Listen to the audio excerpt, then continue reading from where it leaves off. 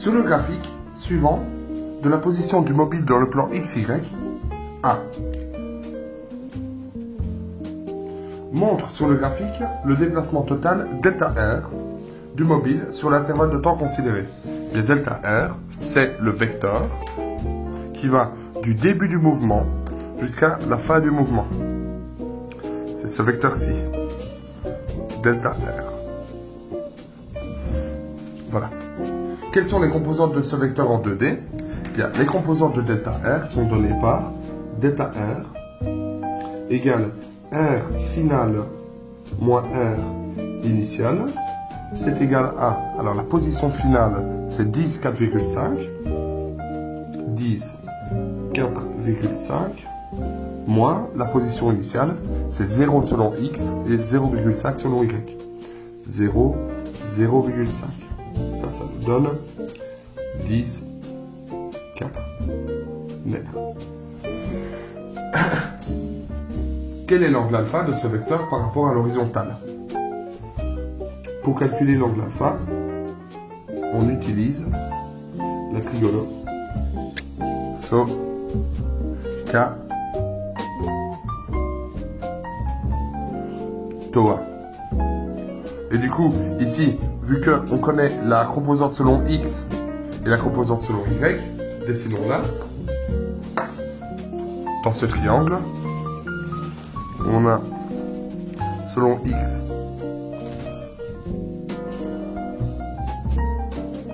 ça, là, selon Y, ça, ça c'est delta R Y, c'est la composante selon Y de delta R et ça delta R X. L'angle alpha se trouve ici, et donc on a l'opposé et l'adjacent, donc on peut calculer la tangente. On a tangente alpha est égal à opposé delta R Y 4 sur 10, si et seulement si, alpha est égal à arctangente de 4 dixièmes, et ça c'est égal à 21,8 degrés. Dernière question, peux-tu te contenter de mesurer cet angle sur le dessin? Nous ne pouvons pas, évidemment, nous contenter de mesurer l'angle. Et pourquoi? Car le repère XY n'est pas orthonormé. Dans notre dessin, l'unité de X est beaucoup plus grande que l'unité de Y, et donc ça veut dire que l'angle est ramassé. D'ailleurs, si on le mesure, on aura plus ou moins 12 degrés, ce qui n'est pas du tout égal à 21 degrés. Voilà, ça c'était pour la question A. Question B. Sachant que le déplacement a duré 10 secondes, delta t est égal à 10 secondes.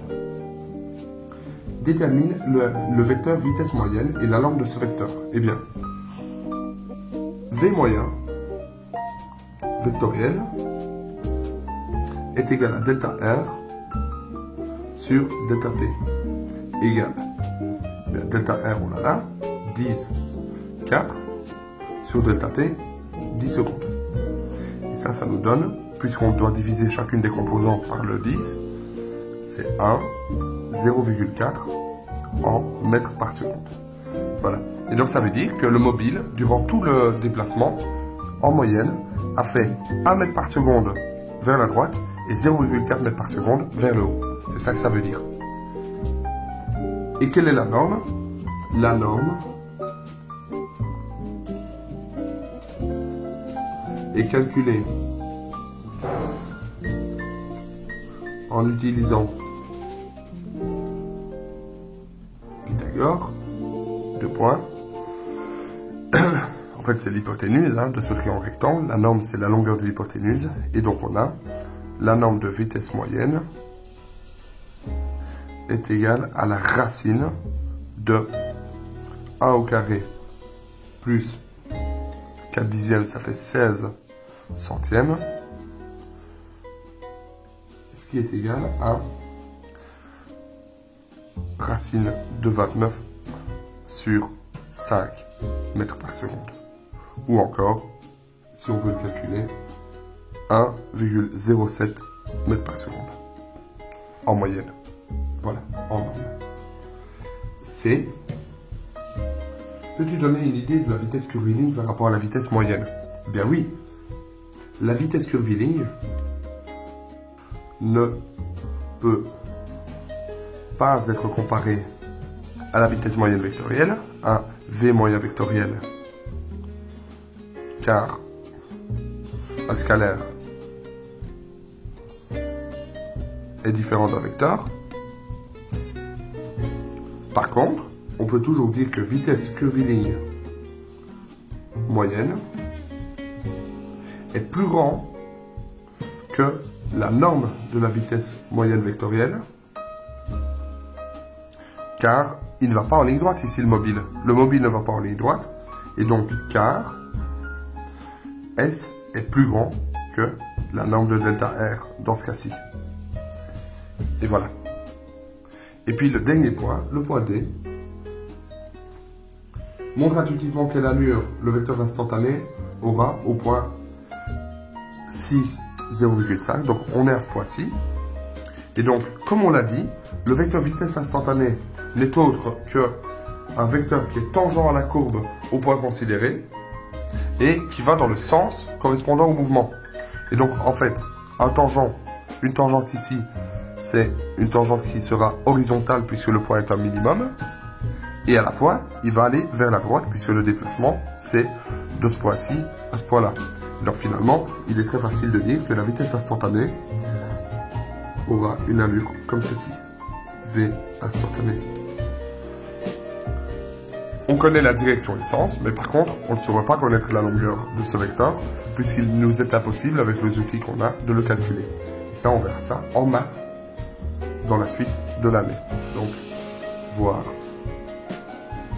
graphique.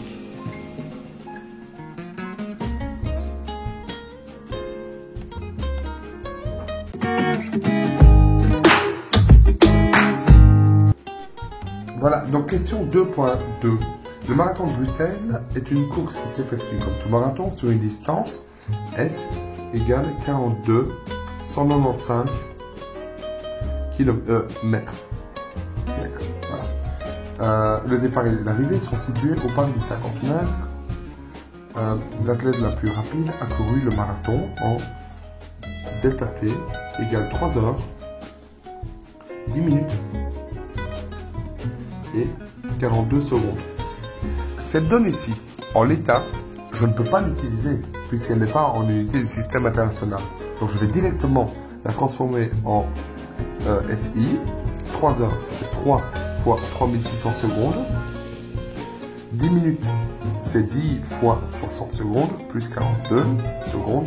Et ça nous donne 11 442 secondes au total. Voilà.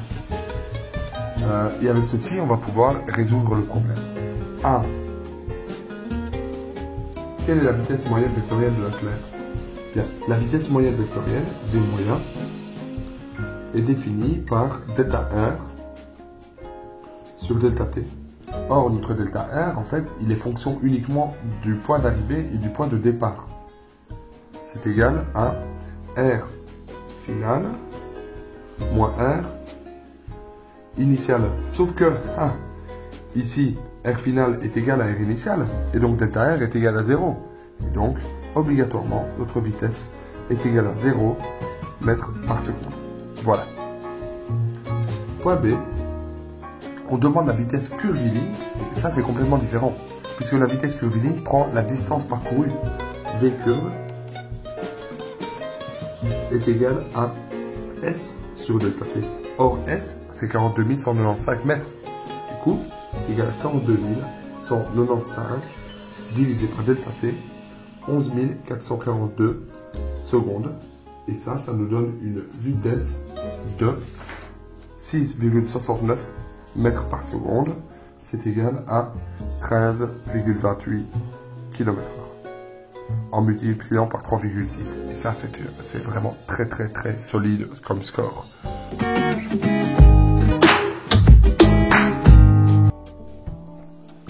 Question 2.3. 2.3. Le tunnel de Cointe est un tunnel inauguré en 2000 la vitesse y est limitée à 80 km/h, donc V max, on va l'appeler la vitesse max de la loi, égale 80 km/h.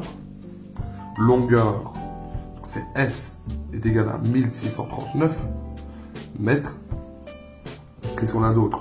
La vitesse de votre prof de physique, vitesse de monsieur André, égale 83 km/h. Et voilà. Et donc je me fais flasher et j'envoie une lettre à la police pour essayer de réduire ma peine en argumentant que, argument 1, 2 points, les flashs ont une tolérance de plus 10 km/h. Ça c'est mon premier argument. Et argument 2, j'ai freiné avant le second flash. 1. Combien de temps minimum doit être franchi le tunnel de Cointe sans enfreindre la loi? 1. Eh bien, on sait que V est égal à S sur delta T. Ici, on parle évidemment de vitesse curviligne, puisque ce qui compte, c'est la distance parcourue par la voiture, et non la distance vectorielle. Donc, delta T minimum est égal à S sur V, V en mètres par seconde, donc ça c'est divisé par 3,6, ça me donne 22,22 mètres par seconde. Ça c'est égal à 1639 sur 22,22 égale 73,8 secondes. B. En combien de temps est-ce que moi je vais franchir le tunnel? Bien, on a également cette formule-là, V curviligne est égal à S sur delta T. Si et seulement si delta T, Maxime André ou Monsieur André est égal à S sur V Monsieur André. Et donc c'est 1639 divisé par la vitesse en mètres par seconde qui vaut 23,0 mètres par seconde. 1639 sur 23,0 égale 71,2 secondes. Voilà. Donc, j'ai franchi le tunnel en 71 secondes et la vitesse, le temps qui correspondait à la vitesse maximum autorisée était de 73 secondes. Je me fais flasher. Donc, premièrement, c'est, selon toi, pourquoi la tolérance est plus faible pour les radars tronçons que les radars instantanés? Ça, c'est la première sous-question de la question C.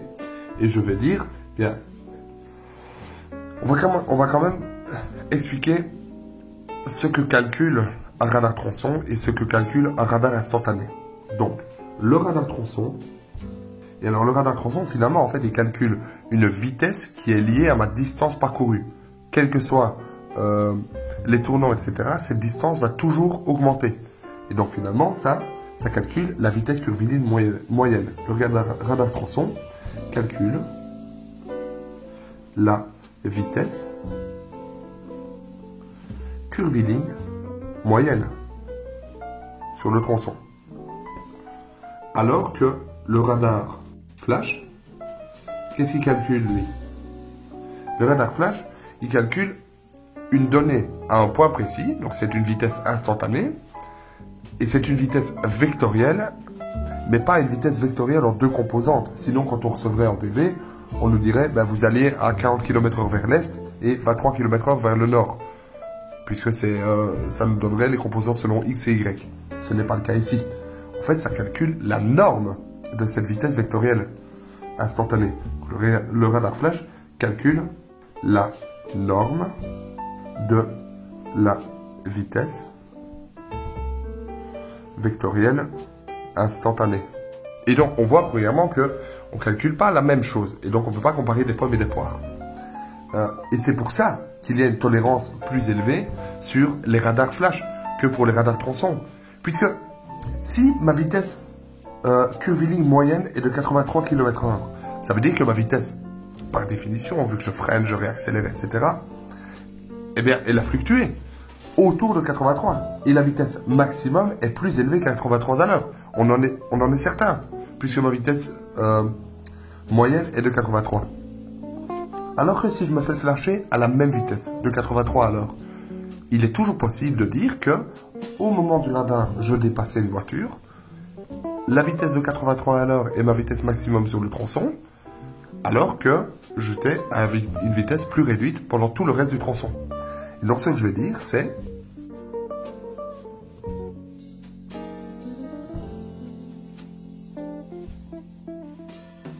la vitesse moyenne de 83 km/h signifie que la vitesse a fluctué autour de 83 pendant le déplacement et a été plus élevée à un certain moment, obligatoirement puisqu'elle a fluctué. Ce n'est pas le cas pour le radar flash, où on peut toujours supposer que la vitesse maximale sur un tronçon était réalisée à l'endroit précis du flash.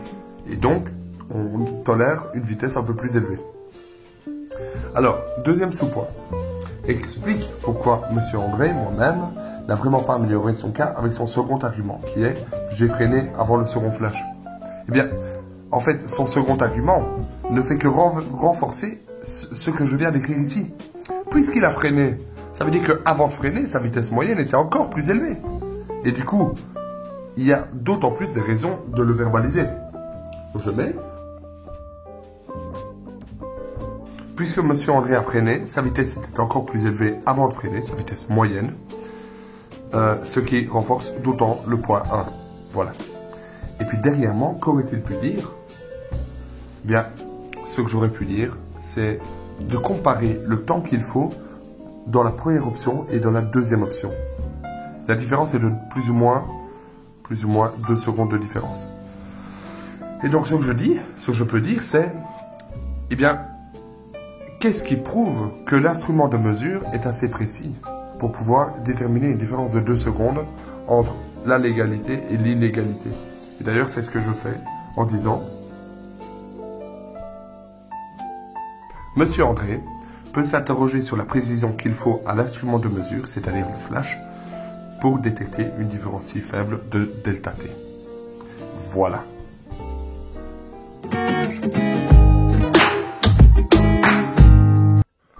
2.4. On discute d'un navetteur. Et ce navetteur quitte son lieu de travail à Bruxelles en direction de Liège à T0 égale 16h40. Et on va dire que ça, c'est 0 secondes. On lance nos chronos à 16h40. Lorsque sa voiture se passe sur l'autoroute au niveau de Berlo, T Berlo égale 17h08, 08, c'est-à-dire combien de minutes plus tard? Bien, 28 minutes plus tard. 28 minutes que je vais directement convertir en secondes, de manière à être dans les unités du système international, c'est-à-dire 1680 secondes. Et ça, on est à S, Berlo, égale 70 km. Ensuite, T, Beaufailly,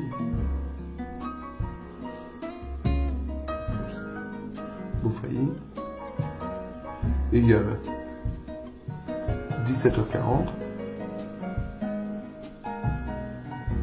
c'est-à-dire 60 minutes ou 3600 secondes, et S Beaufailly égale 113 km. Voilà, ça ce sont nos données. Et donc, on dit, il regarde le tachymètre à Berlo, qui indique 120 km/h, il rejoint ensuite son domicile. A. À quel moment du trajet peut-on connaître la vitesse instantanée du conducteur? Eh bien, le seul moment où on connaît sa vitesse instantanée, c'est quand il regarde son compteur kilométrique. En dehors de ça, ce ne sont que des vitesses moyennes. Donc, nous connaissons la vitesse à Berlo uniquement. B. Calcule la vitesse moyenne, mais on parle de quelle vitesse ici? On parle de la vitesse curviligne, bien évidemment, puisque la vitesse vectorielle, on ne la connaît pas. Sur la portion Bruxelles-Berlo. Vitesse curviligne Bruxelles-Berlo est égale à S Bruxelles-Berlo sur delta t égale 70 km en mètres, c'est 70 000, divisé par delta t, 1680. Et ça me donne 41,6 mètres par seconde. Le gars va relativement vite, puisque 41,6 mètres par seconde, ça nous fait quand même du 150 km/h de moyenne. Donc le gars va vraiment très très vite. Et ensuite, il baisse sa vitesse, puisque la vitesse curviligne entre Berlot et Beaufailly, c'est vraiment pas très malin de ma part d'avoir mis que des B. Donc ça c'est Berlot-Beaufailly, Bruxelles-Berlot, Berlot-Beaufailly, c'est SBB, le nouveau bébé qui n'est pas le même que le précédent. Ça va, vous me suivez? Bruxelles-Beaufailly, donc il le fait en 32 minutes. Et il y a 43 km. Donc ça nous donne 43 000 divisé par 32 minutes. Donc c'est 32 fois 60. Et ça me donne du 1900. Oups, non, c'est du 22,4 mètres par seconde. Et 22,4 mètres par seconde, ça me donne 80 km/h. Donc il s'est fait flasher, il n'est pas content. Et il appuie vraiment sur le frein.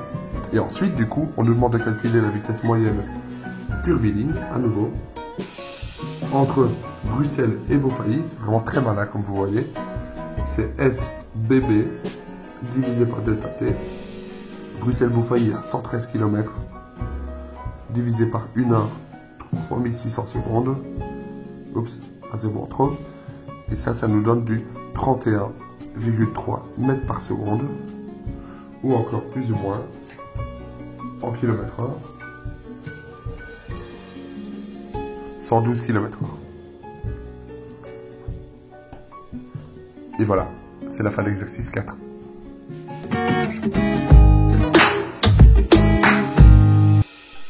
Passons à l'exercice 2.5. Alors, on a une rampe sur laquelle on fait des photos toutes les 1/10 de seconde. Donc chaque delta t ici est de 1/10 de seconde. Petit delta t égale 0,1 seconde. OK. Et la rampe est graduée en centimètres. J'ai mis les centimètres ici pour que ce soit un peu plus clair. Voilà. Alors, A. Sans réaliser de calcul, comment évolue la vitesse à mesure que le mobile descend de la rampe? Eh bien, on peut dire que la vitesse augmente car les distances entre chaque position augmentent alors que delta t reste identique. Voilà, le delta t est le même et pourtant la distance ici entre chaque position, entre la 1 et la 2 et entre la 6 et la 7, augmente et donc la vitesse est obligée d'augmenter. B. Détermine la vitesse moyenne du mouvement total. Alors, V moyen,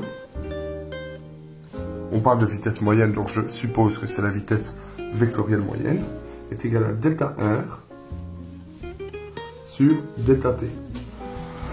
Delta t R égale, eh bien, on a 15 cm. 15 cm sur delta t, 0,6 secondes, puisqu'on a 1, 2, 3, 4, 5, 6 intervalles de temps, 0,6 secondes, et donc ça me donne du 25 cm par seconde.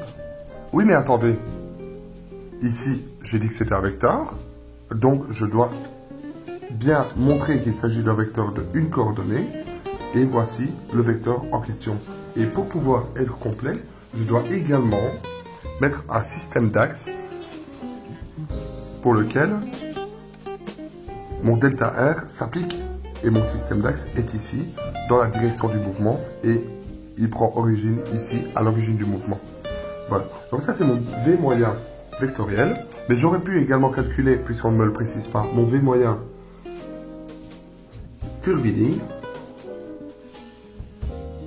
qui est égal à S sur delta t, et c'est exactement le même puisque le mobile se déplace en ligne droite. Donc c'est 15 sur 0,6 égale 25 cm par seconde.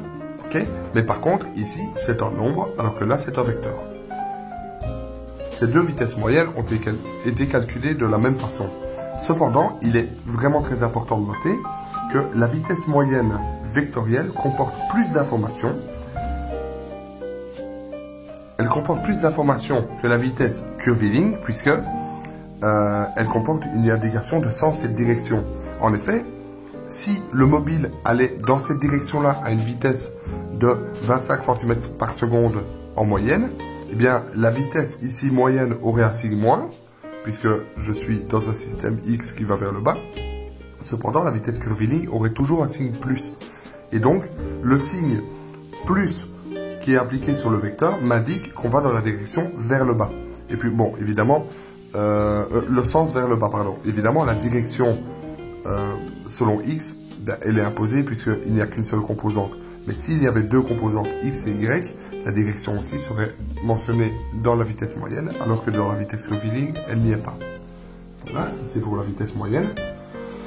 Et la vitesse instantanée à la position 4.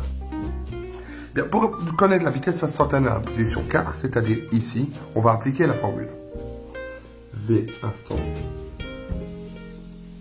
est égal à limite pour delta t tendant vers 0 de delta R sur delta t autour de 4. Voilà, ça c'est la définition. Et qu'est-ce que ça veut dire ça?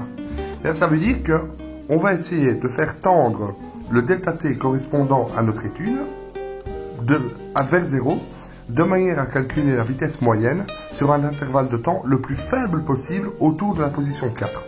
Et donc finalement, ce qu'on va être obligé de faire, vu qu'on doit prendre un intervalle de temps qui s'étend de avant 4 jusqu'à après 4, et on va devoir calculer la vitesse moyenne entre la position 3 et la position 5.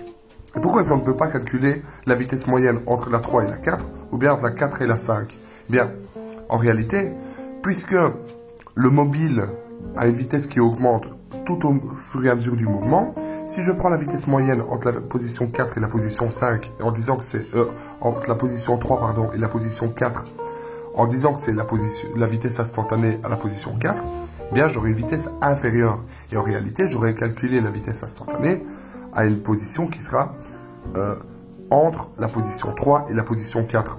De même, si je calcule la vitesse moyenne entre la position 4 et la position 5, eh bien, la vitesse sera supérieure à la vitesse de la position 4. Et donc, pour éviter d'avoir un résultat qui n'est pas correct, dû au fait que le mobile augmente au fur et à mesure du mouvement, sa vitesse augmente au fur et à mesure du mouvement, eh bien, je suis obligé de calculer la vitesse moyenne entre la position 3 et la position 5. Et c'est ce que je vais faire ici. Voilà. Donc, notre vitesse moyenne est de 25 cm par seconde. C'est évidemment une coïncidence qu'elle soit égale à la vitesse moyenne du mouvement. C'est parce que la position 4 se trouve en réalité au milieu entre la position 1 et la position 7. Et donc, c'est évident que la vitesse moyenne du mouvement sera plus ou moins égale à la vitesse instantanée à la position centrale. Mais c'est un hasard. Alors, par contre, si je voulais augmenter la précision de cette mesure peut ne pas être suffisante. Et pour l'augmenter, qu'est-ce que je dois faire? Eh bien, au lieu de prendre des delta t de 0,1 seconde comme ici, eh bien, je dois prendre un delta t beaucoup plus faible. Par exemple, de 0,01 seconde, c'est-à-dire 1 centième de seconde. Et dans ce cas, j'aurai une précision qui sera 10 fois plus importante. Et voilà pour la question 2.5.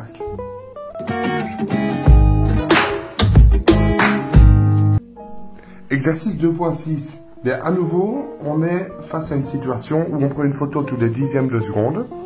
Donc, delta t égale 1 dixième de seconde. Voilà. D'une bille qui se meut, qui se déplace sur une rampe. Ici, voilà. Donc, A. Sans réaliser le calcul, décrit le mouvement de la bille.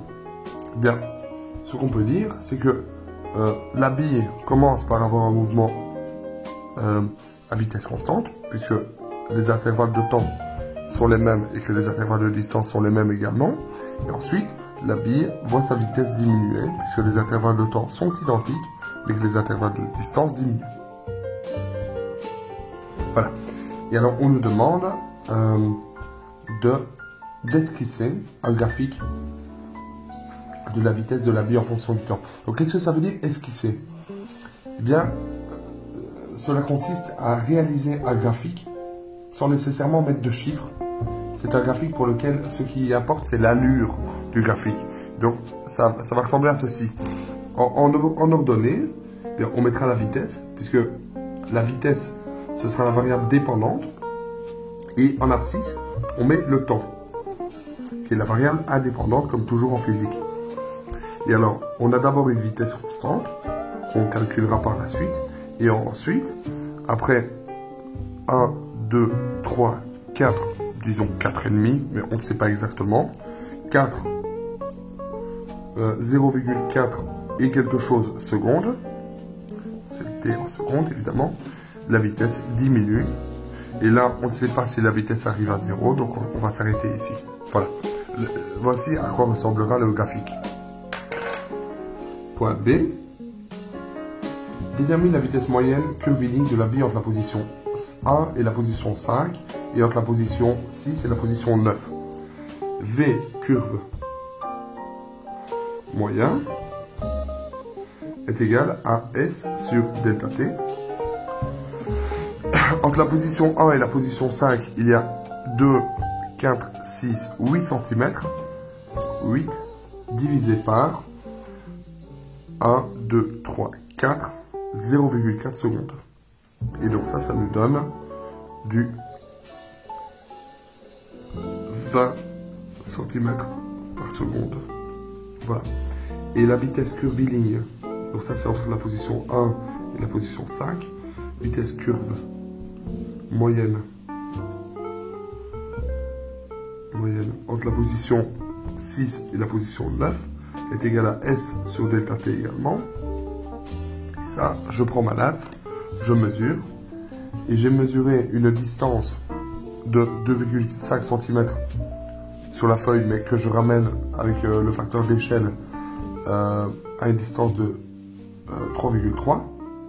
Et donc, ça me donne 3,3 cm divisé par 1, 2, 3, 0,3 secondes, et ça c'est 11,1 cm par seconde. Voici nos vitesses curviligne moyennes.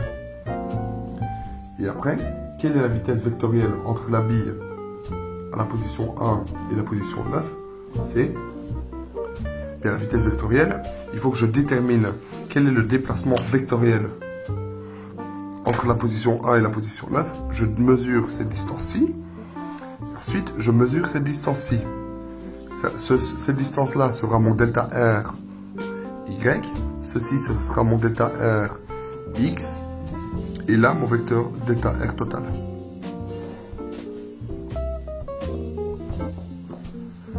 Et on a V moyen égale delta R sur delta T avec ses composantes.